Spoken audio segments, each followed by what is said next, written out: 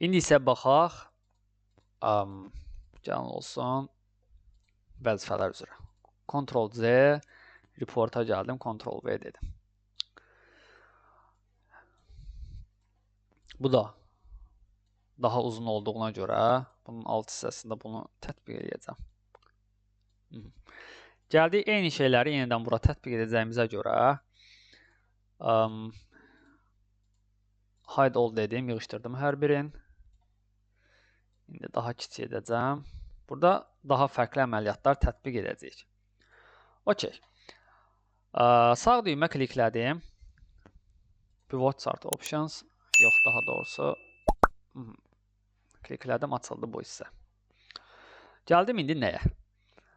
Burada daxil olanda borderə no line deyirəm, filə no fill deyirəm. Yenidən qrafikimi köhnə formaya salıram.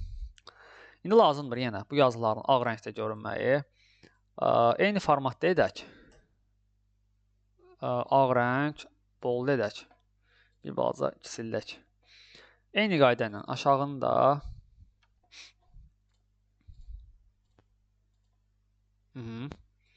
home-dan yazdım. Ağ rəng, bold. Okey. Boldu nə? Lazım olan hissələri tənzimlədik. Buradan legendi yığışdıraq. Dizaynla daxil oldum. Demək, legend, lan dedim, yığışdırdım. Bu hissə ehtiyac yoxdur. Hələ ki, başlıq ehtiyac yoxdur. Bu xətləri bir balaca solğunlaşdıraq. Əslində, burada bizə xəttə ehtiyac olmayacaq. Gəlin belə eləyək. Bir balaca bunu böyüdək ki, bu qrafikin enində indi böyütmək istəyirəm. Hansı ki, xətlərin enində. Artıq mənə lazımdır nə? Qarşılarında, labellarda, xətlərin qarşısında yazılsın hər bir göstərici. Mənə burada konkret göstərici lazımdır. Onun üçün dizaynda chart elementin içərisində baxın. Burada belə bir seçim. Chart elementin içərisində burada mənim üçün belə bir seçim var. Labels, data labels. Ki, data label'ın qarşısında mənə göstəriciləri yazılacaq. Aha, gəlib baxın bu şəkildə göstəricilərin yazılmanı tənzimləyə bilərəm. Misal üçün yazıldı. İndi bu data label'ın hansı formada görünməyini tənzimləmək üçün elə üzərinə klikləyəndə baxın, label options deyilən bir seçim açılır. Buradan bunu tənzimləyə bilərəm. İndi gələk nəyə? Misal üçün, gəlin əvvəlcə ağ rəng edək, bold edək, palatino edək. Bir balaca da kiçildək ki, bu formada yazılsın. Amma məncə bunu rəqəmləri böyütdüm. Misal üçün, rəqəmləri kiçilmək üçün qalsın elə. Rəqəmlər bu formada da qalsın. Demək, üzərinə daxil oldum. Sağ düymə, format, data label. Burada seçimlər var. İndi bu seçimləri pie chartda mən sizə göstərəcəm. Orada daha uyğun olacaq. Hansı ki, burada bizə standart olaraq rəqəmlər görsənir. Düzdür. Rəqəmlərin hansı formada görünməyini tənzimləyə bilərəm. Bir şey qeyd edelim. Artıq bu rəqəmlər burada görsənsə, aydın məsələdir ki, bizə nə bu xətt lazımdır. Çünki bu xətlərlə biz təxmin edirdik ki, hansı rəqəm nə qədərdir. Nə bu xətt lazımdır, nə də ki, aşağıdakı bu hissə lazımdır. Düzdür? Nə də aşağıdakı bu hissə lazımdır, yazılar. Hansı ki, biz bunları çıxarda bilərik. Bunun üçün necə eləyəcəyik? Bu xətlər üçün sadəcə xətlərin üzərində kliklədim. Xətlərin görünüb görünməməyini tənzimləyə bilərəm. No line deməklə xətləri yox elədim. Eyni qayda ilə gəlib bu hissədən dizayn menüsündən baxın. Burada belə bir seçimlərim var idi. Aksislərinin görünüb görünməməsi.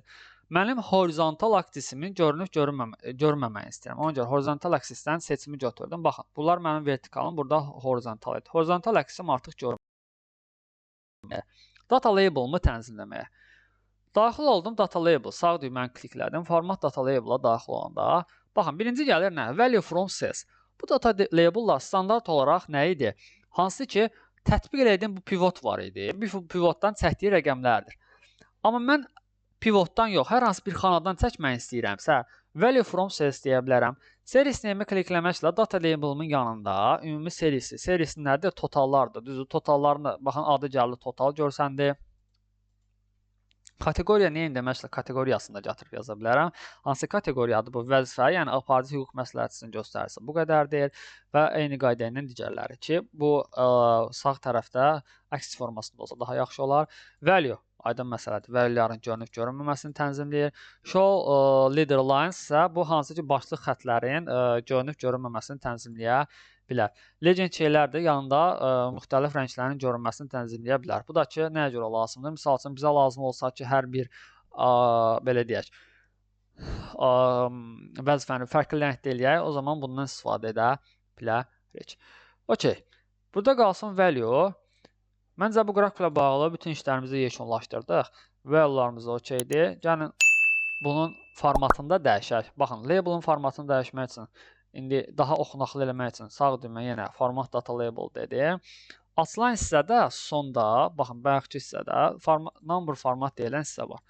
Bu deyirəm number şəklində olsun. Vergüldən sonra rəqəm olmasın və thousand separator, minlik qruplaşdırmadan istifadə edək. Enter və bu hissəni bağladım. Rahat şəkildə hər birini oxuya bilərəm. İndi gəldik nəyə?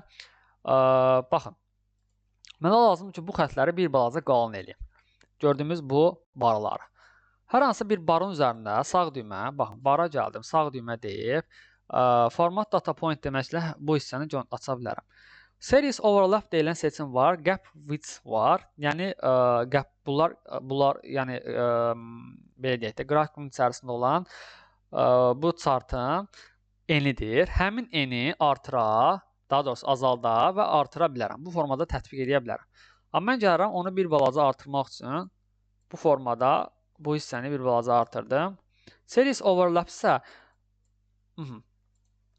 belə deyək də bir-birindən hansı uzaqlıqda olmağı mənə göstərmiş olacaq. Bir dəqiqə yenidən tətbiq edək. Qrafiki sağlayaq. Format data series ortada eləyək 0 olsun. 97 okey. İndi gəldik nəyə? Baxaq bir dənə, bu qrafiklə bağlı ümumi işlər məncə tamdır. Qalsın bu belə.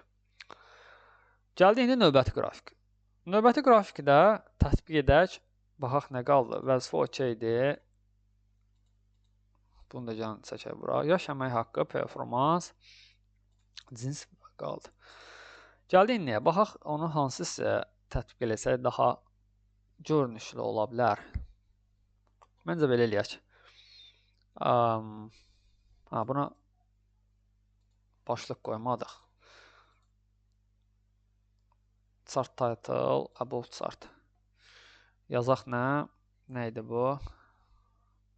Vəzifələrin maaşları. Əmək haqqı. Mötərizədə yazaq vəzifələr üzrə. Aldı əmək haqqım vəzifələr üzrə.